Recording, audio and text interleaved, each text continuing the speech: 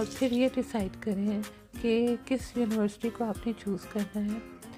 आजकल तो स्टूडेंट्स को बड़ी आसानी से वीज़ा।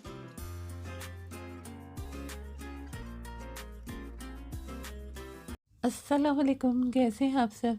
आज सुबह सवेरे जब मेरी आँख खुली तो मैंने देखा कि बाहर खूब बर्फ़बारी हो रही है और हर चीज़ नरम सफ़ेद बर्फ़ से ढकी हुई थी। बड़ी हसीन लग रही थी। ये वाला जो गार्डन है ये हमारे दूसरे घर का है। तो फिर नाश्ते वगैरह से फ़ारिग होकर जब मैंने बाहर झाँका खुशी-खुशी, तो तब तक बर्फ़ काफ़ी हद तक पिघल चुकी थी। इस व्लॉग में मैंने 2-3 दिन का व्लॉग शामिल कर दिया है। तो फिर हम शॉपिंग करने बाहर आए, तो लंच के लिए हमने बाहर ही से कुछ लेने का सोचा। तो फिर मैं वहाँ पे आ गई जहाँ पे सुशी बार वगैरह बना हुआ था। तो सुशी में मुझे पता नहीं क्यों याद आ रहा है कि हमारी एक प्यारी-सी भाभी हैं, जिनको हम प्यार से साशी कहते हैं। ये सुशी देखी तो पता नहीं क्यों मुझे साशी भाभी याद आ गई। कोई तुक नहीं बनती ना, खैर। फिर काफ़ी देर तक तो हम ये डिसाइड ही नहीं कर पाए कि क्या लें और क्या छोड़ें। हर चीज़ इतनी मज़े की यम्मी लग रही थी। तो फिर काफ़ी देर सोच विचार करने के बाद क्योंकि बड़ा सीरियस मामला था, तो फिर कुछ ना कुछ डिसाइड कर ही लिया। मैं आगे चल के आपको दिखाती हूँ कि फिर क्या लिया मैंने। तो यहाँ पे पिज़्ज़ा का भी एक सेक्शन बना हुआ है जहाँ पे ताज़ा-ब-ताज़ा गरमा-गरम पिज़्ज़ा आप खुद बेक कर सकते हैं। मैं आगे चल के अभी आपको दिखाती हूँ। यानी आप पिज़्ज़ा सेलेक्ट करें, उसकी टॉपिंग्स वग़ैरह अपनी मर्ज़ी से डालें और फिर उसके बाद आगे रोज़ गोल्ड कलर का एक प्यारा-सा तंदूर नुमा चीज़ बनी हुई है। पता नहीं उसको क्या कहते हैं लेकिन अंदर से तपिश आ रही थी और गोल-गोल अंदर से घूमे जा रहा था, घूमे जा रहा था। तो उधर फिर पिज़्ज़ा रख दिया जाता है और वो झटपट तैयार हो जाता है, ताज़ा-ताज़ा, फ्रेश-फ्रेश। तो ये बड़ी अच्छी सहूलत है। तो पिज़्ज़ा भी बड़े मज़े के लग रहे थे, बड़ी अच्छी उन पे टॉपिंग्स हुई हुई थी।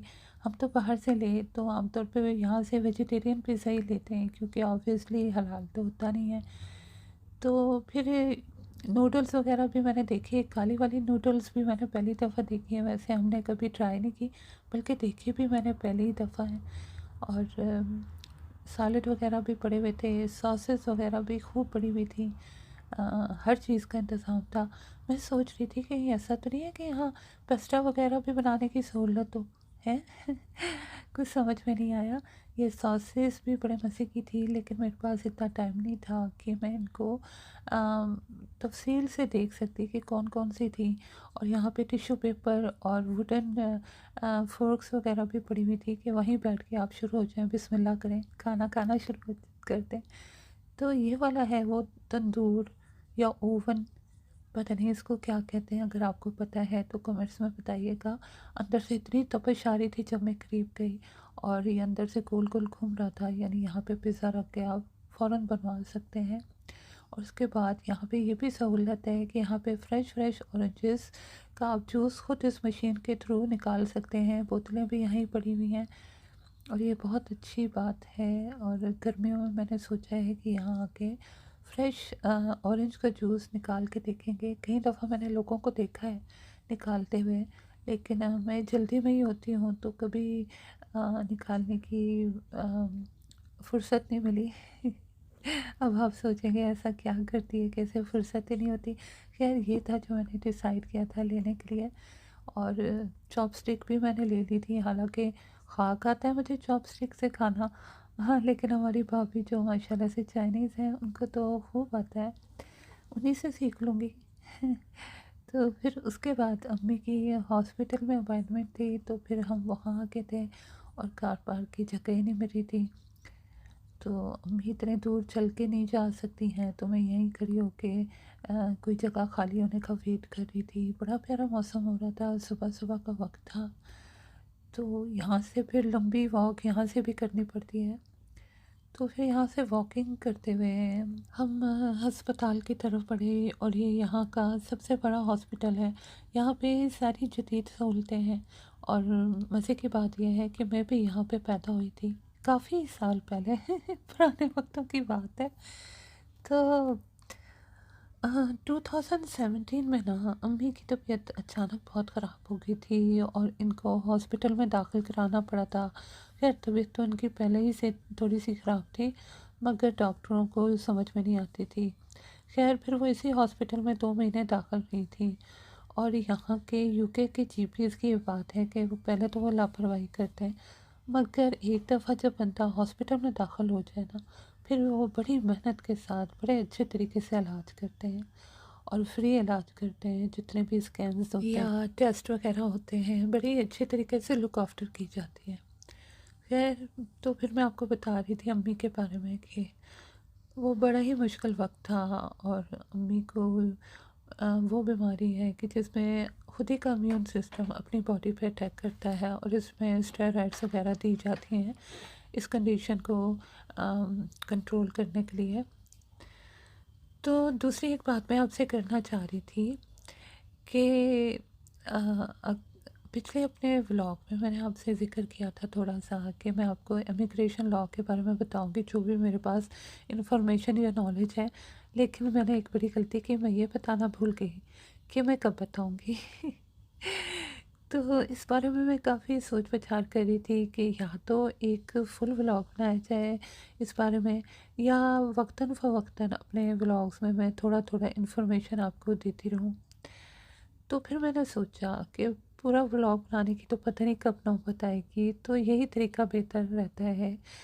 बेहतर रहेगा कि मैं थोड़ी थोड़ी इन्फॉर्मेशन आपको व्लॉग्स में देती रहा करूं।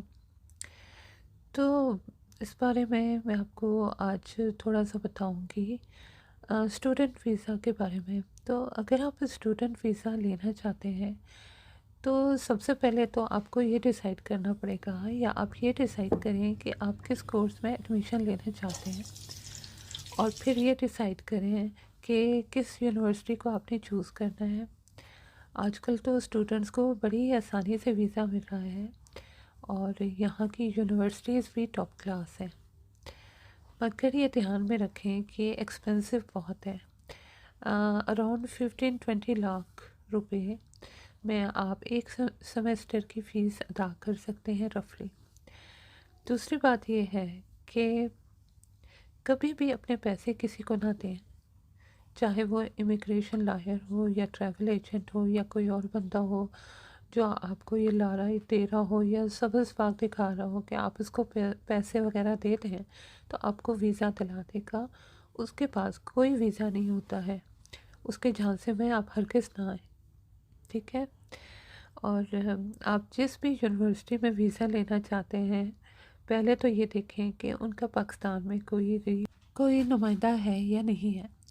और जो भी आप इमिग्रेशन लॉयर करें, सॉलिसिटर करें, स्टेट एजेंट हो या कोई भी बंदा आपकी मदद कर रहा हो, उनकी फ़ीस ज़रूर दें। वकील वगैरह की ज़्यादा से ज़्यादा फ़ीस 10 या 20 हज़ार रुपये होगी, इससे ज़्यादा नहीं होगी।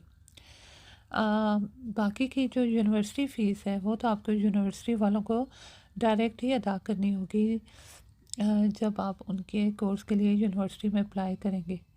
और ज़्यादा से ज़्यादा 3 से 2 हफ्ते में ऑफ़र लेटर आ जाता है, फिर आप वीज़ा अप्लाई कर सकते हो। मोस्ट इम्पॉर्टेंट बात यह है कि आपको अपने बैंक स्टेटमेंट्स की भी ज़रूरत पड़ेगी, और इसमें रोकड़ा भी होना मांगता।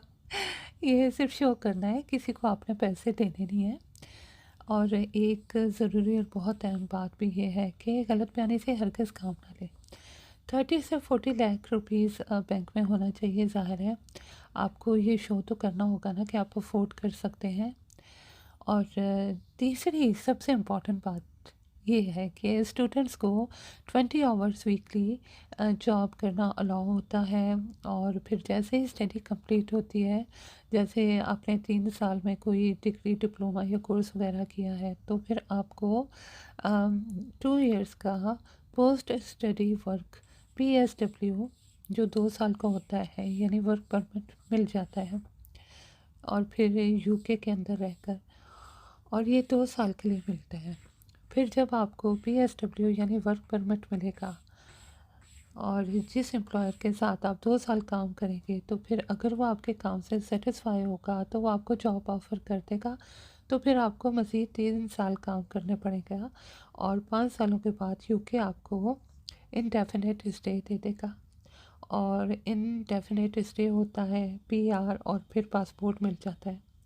मगर कई लोग पढ़कर वापस चले जाते हैं अपने मुल्क में, ज़ाहिर सी बात है। तो ये थी स्टूडेंट वीज़ा की इन्फॉर्मेशन। अब अगली दफ़ा मैं अगले वीज़े की विज़िटर वीज़ा हो गया, उसकी इन्फॉर्मेशन मैं आपको दूंगी। तो ये इन्फॉर्मेशन देते देते ही खाना तैयार हो गया सारा।